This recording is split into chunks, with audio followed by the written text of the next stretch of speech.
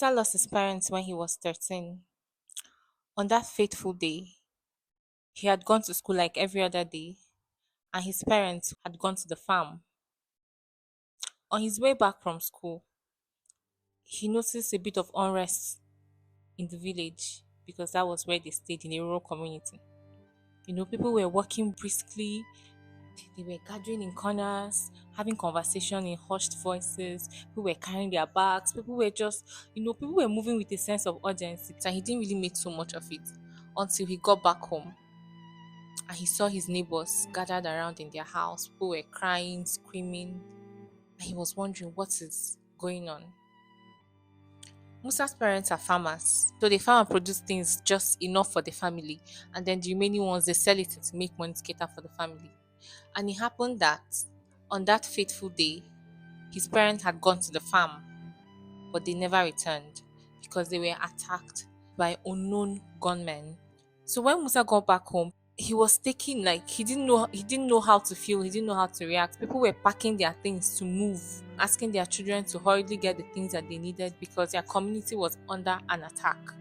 These unknown gunmen who had killed Musa's parents were going from kindred to kindred, kidnapping people, raping people, killing people. So what it meant was that they all had to run for their lives. Musa was emotionally destabilized. I mean, he's just 13. So, with the help of some of his neighbors and his friends, they picked some of the things that they needed, buried his parents, and began a journey to an unknown place. So, basically, Musa and his friends they were scurrying away for their lives. They didn't have any destination, they didn't know where to go. He didn't have any place in mind. All he knew was that he was moving far from his village where he could be saved and secure and away from anything that could remind him of the horrible incident that had happened to his parents. Days moved into weeks, weeks into months. Musa became a vagabond who didn't have parents, he didn't have a job, he was poorly educated. Musa would beg for money in the park, help people carry their loads just to give him money. He didn't have any permanent abode. He would just move from pillar to post, and whenever it was dark, he would find somewhere safe and stay. The next morning, he continued that way. There was no issue of having his bath, brushing was so much of a luxury. He was just trying to survive. Musa had lived this way for some years after having done a number of menial jobs. Now Musa is 20 years old. Schooling was not in the radar because you have to eat food before you can even think of going to school. You need shelter, you need clothing, right? So Musa was basically doing any menial job he could come across in order to survive. Now, along the line, he met other young people who were his contemporaries, who also had similar encounters, who came from different parts of the state. And they just formed a team, they lived together like in a communal way. They were living in an uncompleted building. So basically, what they did was if any of them got a job, he told the other ones, and they all came together to do the job. So it could be a construction site where they needed bricklayers, they would all go there to work. It could just be anything. Musa was basically an artisan doing anything he could do just to survive. Gradually, he started slipping into depression, dealing with a lot of emotional challenges, and he felt like the only way he could cope would be by taking substances that got him high. So he would smoke different things, smoke different herbs, smoke different leaves. He would take a lot of alcohol, whatever it is he could lay his hand on that had the ability to, get him out of his present state of mind and put him in a similarly elevated state of mind. He would indulge in it.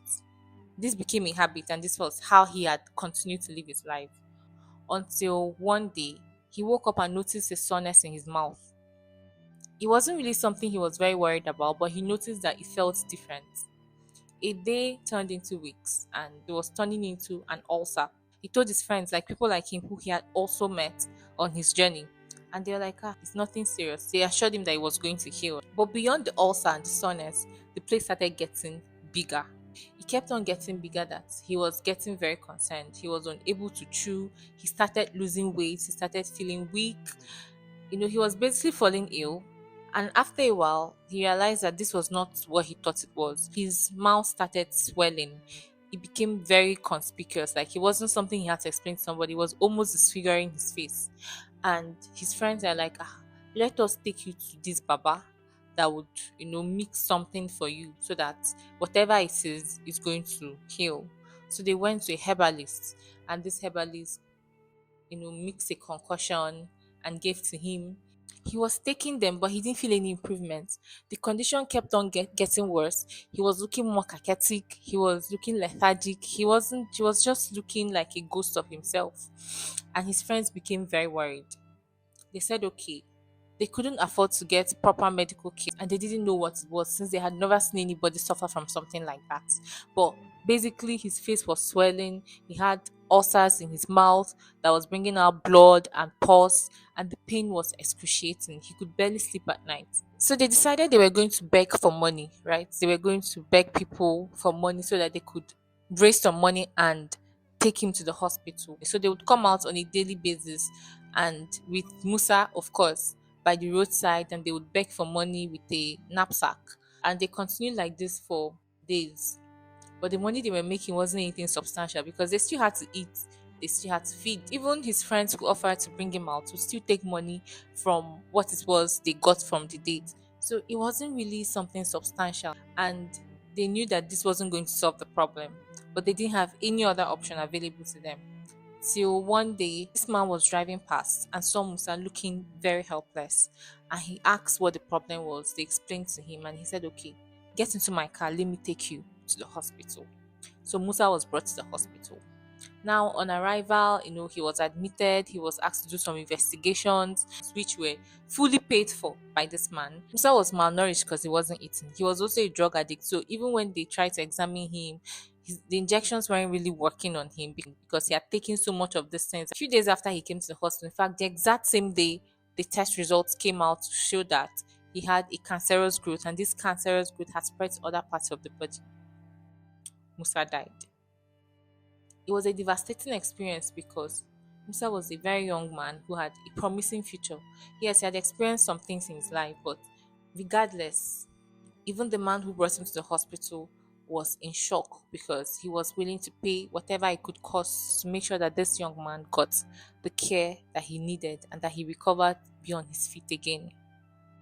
On Musa's death certificate, it was written that he died from a malignant tumor that had metastasized that spread to other parts of his body. Now, that was the end of Musa's life. And this is Musa's story. Musa could be anybody. These experiences are not peculiar to people who bear his name or people who belong to his gender or people who belong to a certain tribe or religion or any of those. This could happen to anybody. For me, I don't think Musa died.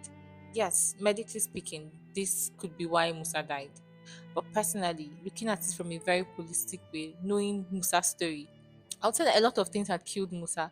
Even before Musa came down with this swelling, the fact that he lost his parents at a young age, the fact that he was uneducated or poorly educated, the fact that he had to cater for himself at a very young age, the fact that he didn't have a job, a stable source of income, the fact that at some point he had to resort to taking hard drugs, narcotic agents.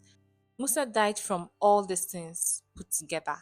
Imagine if Musa's life had taken a different turn. Imagine if he had not lost his parents when he did. Imagine if Musa had the opportunity to go to school. Imagine if Musa was educated. Imagine if Musa had a good job. Imagine if Musa didn't have to live in an uncompleted building with fellow uneducated people. Imagine if when this cancer came that Musa came straight to the hospital. Imagine if he even knew that what he needed was medical attention. Imagine if Musa could afford to pay for medical treatment. These are things that people experience, these are people's realities. And as a doctor, most of the things we do are provide medical care to people, right? When people come to the hospital, you treat them, you counsel them, you tell them what to do, what not to do, how to improve the quality of their lives, health wise. But the truth is that if we want to solve a problem, we have to solve it in a holistic way. If you want a definitive solution to a problem, we have to look at what is the cause of this problem. Poor socioeconomic status is a risk factor for a lot of conditions, a lot of health conditions. But it's not as if these diseases can smell your bank account, not necessarily. But the fact that when you belong to a certain socioeconomic class, it also limits your level of education because now if you can barely eat, then education is not an option because you have to eat for you to decide to go to school, right? And if you can barely eat, that means you can barely afford proper education. And if you can barely afford proper education, it also means that you'd be deprived of the level of knowledge that this proper education is supposed to impact in you. And when you're being deprived of that level of knowledge, it also affects the quality of life you live. Musa died from insecurity. Musa died from lack of care, lack of attention. And truthfully speaking, no one deserves to experience the horrific things that Musa experienced. And all these things can be prevented. My name is Jennifer Hawani, and I create content that revolve around oral health, health, and life in general. Thank you very much. And if you found this video worth your while, don't just watch this video and keep it to yourself. Send it across to people, and who knows, you can get to people who have the ability to change the lives of people. Nobody deserves to experience the kind of things Musa experienced. But if we don't do anything about it, more people would keep experiencing things like this and even worse. Thank you very much for watching this video. Do take care of yourself and see you in my next video.